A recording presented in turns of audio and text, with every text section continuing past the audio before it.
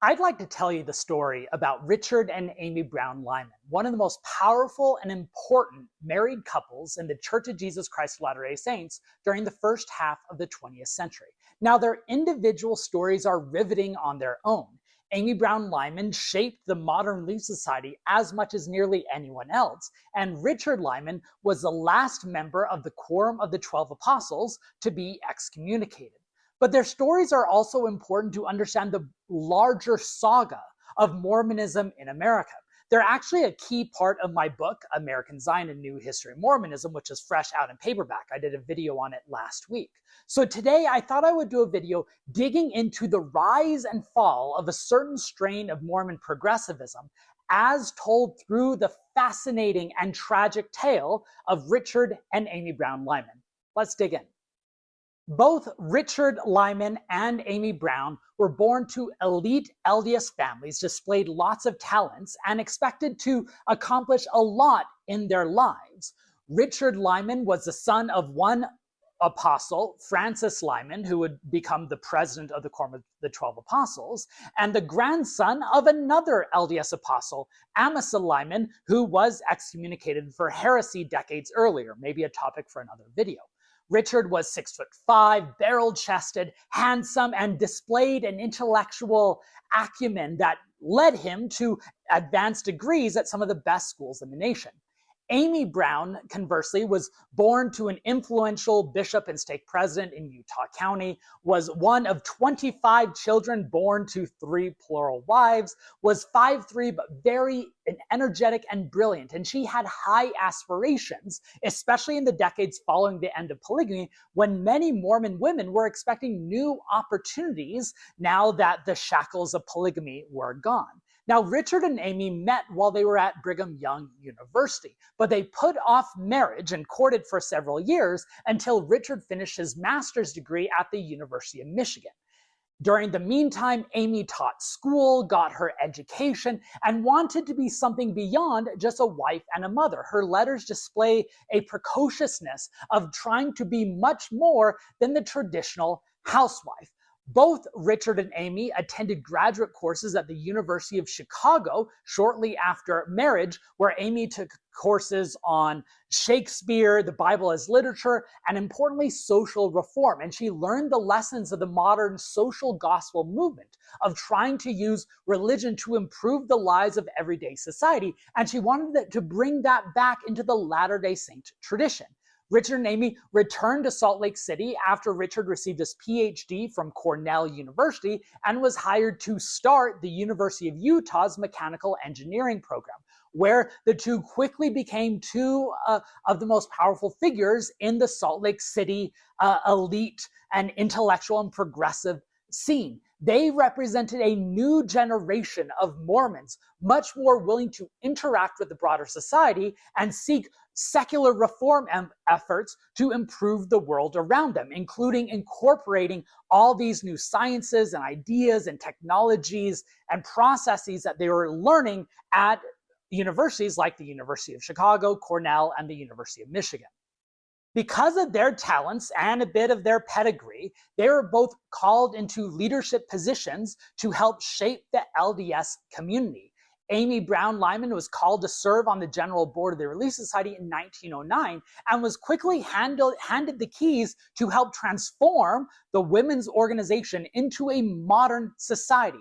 Previously, the Relief Society had been devoted to things like agitating for women's suffrage as well as defending polygamy. But now that women had the right to vote in Utah and polygamy was gone, the Relief Society was seeking a new purpose. And Amy Brown Lyman tried to push the Relief Society into secular reform efforts. She incorporated the lessons that she learned at the University of Chicago, lessons exhibited by Jane Addams's Hull House, which tried to reform society using religious principles.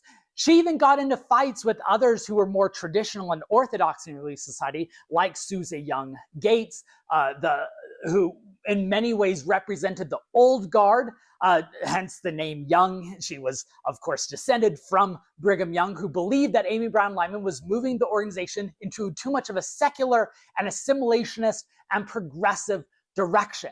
Amy Brown Lyman also got involved in politics. She was elected to the Utah legislature, one of many women who were caught up in this broader social movement in America trying to improve the lives around them through secular means and progressive democratic politics. She helped try to push the Latter-day Saints in a democratic tradition and direction, and she exemplified how women can have a place in the public sphere. Meanwhile, her husband, Richard Lyman, after successful decades at the University of Utah, was called as an apostle in the Quorum of the 12 in 1918, just like his father, just like his grandfather. He was known for his gregarious attitudes, for being pragmatic, and trying to reform both the youth organization and BYU to be much more open to external influences and progressive politics.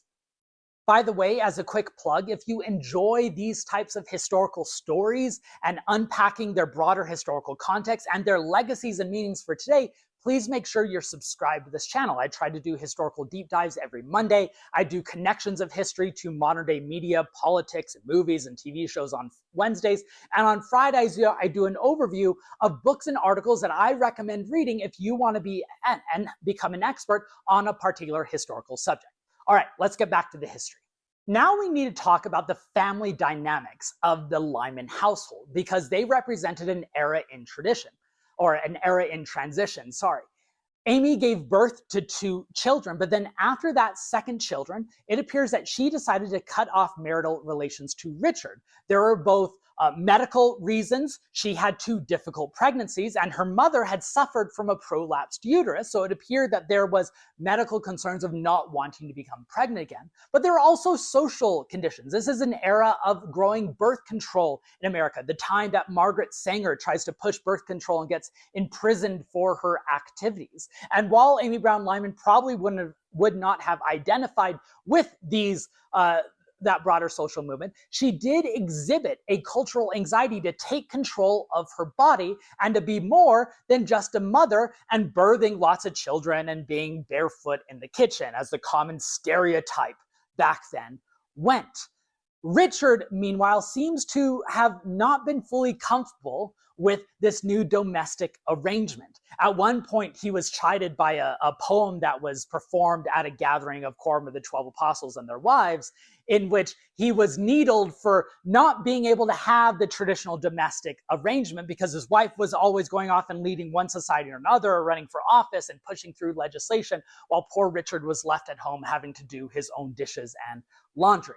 And it was during those times that Richard Lyman made a series of decisions on his own basis of mistakes that would lead to tragic consequences later. Because as an apostle, he was assigned to counsel a number of people who were caught practicing post-manifesto polygamy.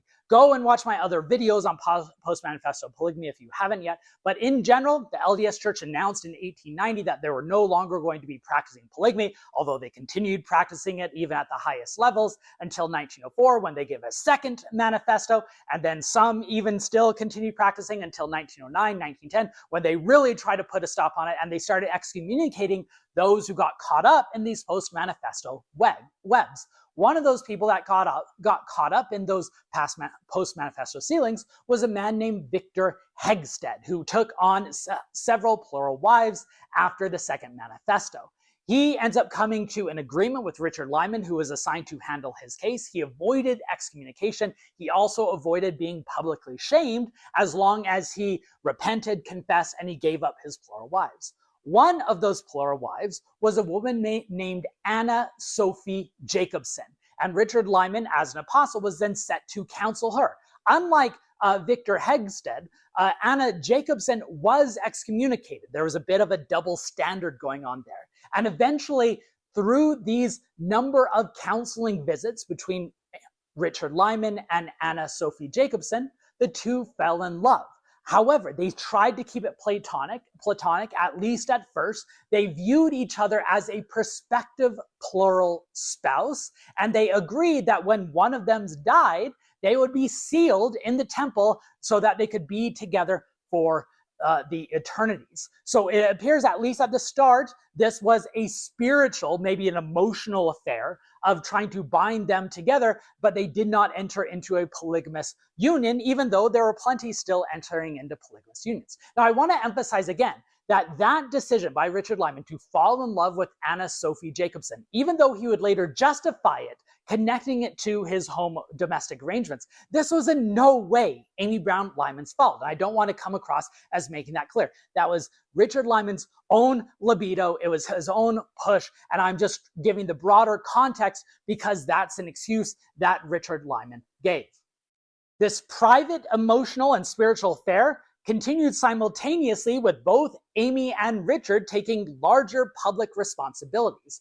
Amy continued to be a leader within the Relief Society, the primary driver of its social reform movements. When the federal government tried to implement aid, especially during the Great Depression, they knew to work with Amy Brown Lyman. She supported democratic policies, including Franklin Roosevelt's New Deal when it was implemented, and soon she came into conflict with a new member of the First Presidency, J. Reuben Clark, who I promise I'm going to do a whole video on at some point, but J. Reuben Clark, who spent his adulthood outside LDS leadership, and in fact many years inactive in the church, was known as a partisan Republican. He was the U.S. ambassador to Mexico, and then he was called by Heber J. Grant to join the First Presidency in 1933, and he was terrified at what he found. He found democratic policies making inroads in Zion, and he denounced this socialism of the New Deal, and he was especially upset that people like Amy Brown Lyman were pushing this progressive value of social and secular reform.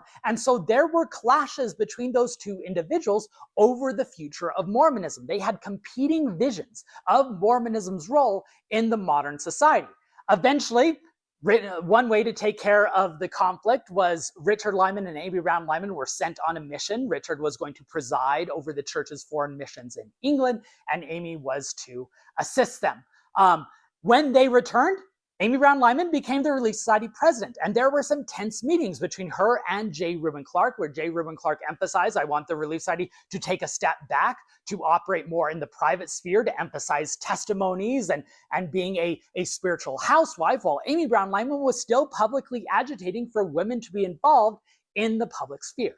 Meanwhile, after the Lymans returned from England, Richard and Anna Jacobson renewed their affair, only this time their passion became too much to resist, and according to Richard, this became a temptation he could no longer put off, and they started a physical affair that continued for several years.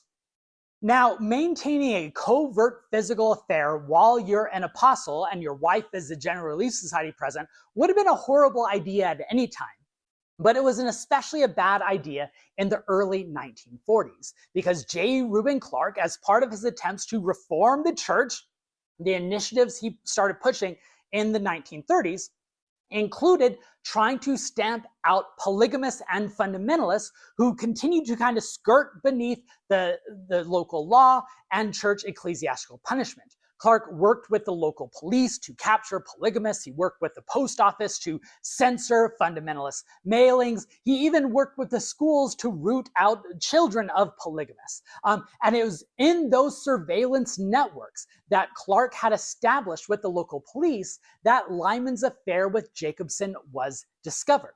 Once he learned of the affair, he knew he wanted to investigate it delicately, so he assigned an apostle, Joseph Fielding Smith, the son of Joseph F. Smith, the grandson of Hiram Smith, and Joseph Fielding Smith then chose Harold B. Lee to work with them.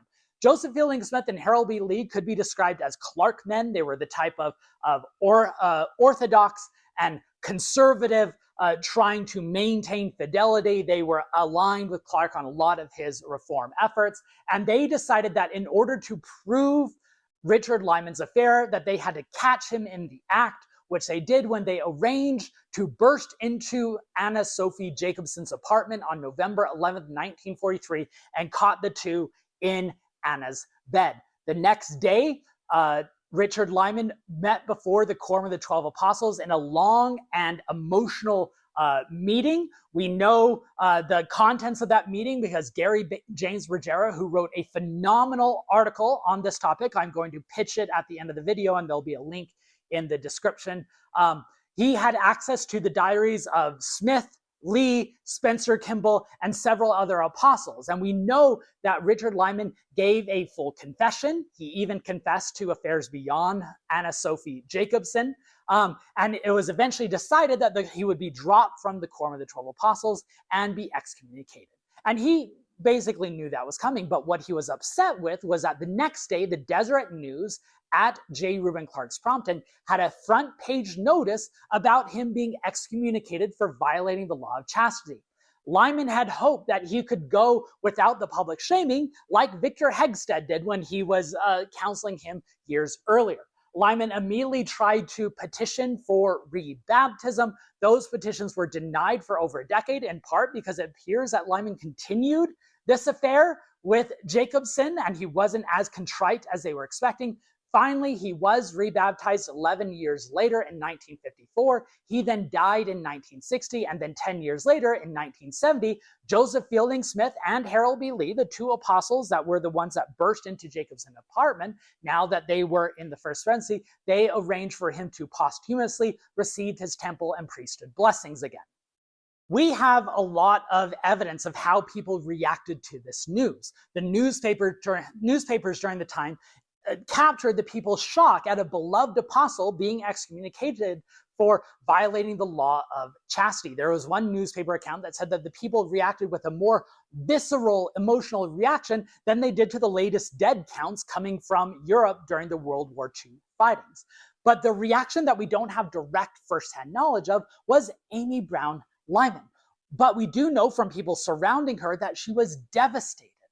She could not believe it. And in fact, many people encouraged her to divorce Richard and move out to California and start anew. For reasons that we'll never have firsthand evidence for why and be able to fully explain, she decided instead to stay with them, and she hoped to be able to salvage her ecclesiastical career. Remember, she is the Relief Society president at the time. However, her public position was now undercut, and within a matter of months, J. Reuben Clark asked her to resign, and that resignation was implemented within a year. Now, I want to emphasize, I don't think J. Reuben Clark orchestrated this whole ordeal of capturing Richard Lyman in the act, publicly excommunicating him so that he can undercut his primary rival in these divergent views of Mormonism. But it did work out in his favor in that way, which has to be recognized when understanding the broader historical context. The next Relief Society president, who replaced Amy Brown Lyman, adopted J. Reuben Clark's vision of the Relief Society being a handmaid to the priesthood, not taking a public role in secular reform, and instead focusing on the spirituality and the being a wife and mother. In other words, Amy Brown Lyman's vision for women, the Relief Society, and the church dissipated after her husband was publicly excommunicated. The church followed J. Reuben Clark's path after this event rather than following the path that Amy Brown Lyman was trying to push. One of the frequently asked questions I get regarding this story is, was there a polygamous union between Richard Lyman and Anna Sophie Jacobson? On the one hand, polygamy is everywhere in the story, but it's also nowhere. And this is what I mean. It's everywhere because polygamy provided the spiritual rationale for them to start having an emotional affair. Richard Lyman said that Anna Jacobson was his prospective plural spouse that eventually led to the affair. On the other hand, polygamy is not present in that they never solemnized that union. They never claimed it was a polygamous union. Richard Lyman never claimed to hold the sealing power necessary to create that polygamous union. He defined it as an affair. So I think it's important to remember that. And further, the fundamentalists tried to reach out to Richard Lyman. That would have been a boon for their movement if they could get an LDS apostle. J. Reuben Clark was terrified that Lyman was going to join the fundamentalists, but he never did. He always viewed it as an affair. Jacobson, by the way, was also excommunicated a few decades after the capture. The second time she would be excommunicated for post-manifesto polygamy-related activities, although this time just for an affair. So what are the lasting legacies of this story? Why is this more than just a salacious but fascinating saga? Well, I can think of a few. One, it emphasizes the potential trajectories the LDS Church could have taken, that the faith followed the J. Reuben Clark route rather than the Amy Brown Lyman route should remind us that a religion and a community's future is not always predetermined, and that they're defined by circumstances, personalities, and events. Second, Richard Lyman is the last apostle, though not the last general authority, to be excommunicated, just like his grandfather, Amasa Lyman, who was also an apostle excommunicated. Again, maybe a video in the future if there's interest. And third, this story shows the long shadow of polygamy. Even if this was not a polygamous union, it was tied to the broader post-manifesto polygamy story. And this is happening in the 1940s, showing that the LDS Church is never fully able to divorce itself from that history as long as polygamous sealings are still a lived reality. Now, I mentioned earlier that there's an article that details this whole story and is expertly told. That article is by Gary Bergera, and it's titled Transgression in the Latter-day Saint Community, the Cases of Albert Carrington, Richard R. Lyman, and Joseph F. Smith, Part 2, Richard R. Lyman. It's part of a trilogy of articles published in the Journal of Mormon History. I strongly recommend all three, but especially this one on Richard Lyman. Maybe I'll do videos on the future of the other cases of Albert Carrington and Joseph F. Smith. That's a different Joseph F. Smith than the prophet, by the way. I hope you found this video interesting. Please share it if you did. Please subscribe to this video if you haven't yet. History is not just fascinating, but it's relevant because it can tell us the roads that got us to this moment and helps us get over our historical amnesia that is sadly so present in the modern world.